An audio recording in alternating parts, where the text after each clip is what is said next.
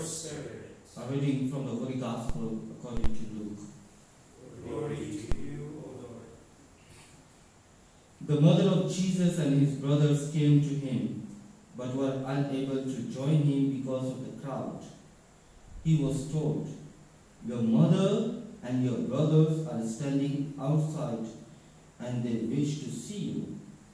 He said to them in reply, "My mother and my brothers are those who hear the word of God and act on it." The Gospel of the Lord. Praise to you, Lord Jesus Christ.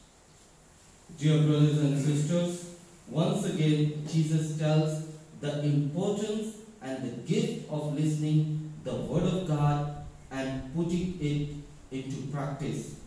While listening and acting according to the word, that a person can go beyond the biological family of Jesus, and that is becoming the part of the divine family of God.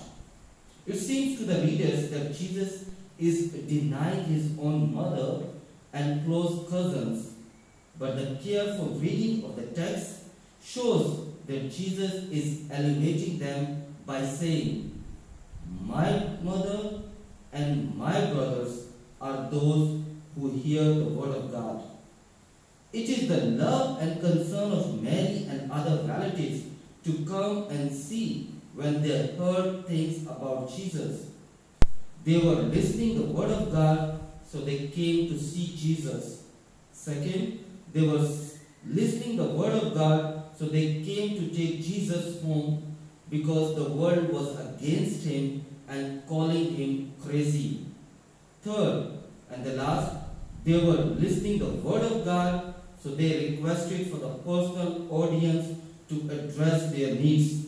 Mary is the only person who experienced the power of the word of God and received this gift through Annunciation, visit to the Elizabeth, words of Joseph to take Mary home, birth of Jesus, visits of Magi, the words of the shepherds, the prophecies of Simeon and Anna. Therefore, when Jesus says, "My mother and my brothers," she understood what Jesus is offering as a gift to the faithful listeners and later putting into practice to be the part of the member of the divine family. When Mary, the mother of Jesus and our mother, intercede for us to be the part of the divine family by listening the word of God and putting the word of God into action.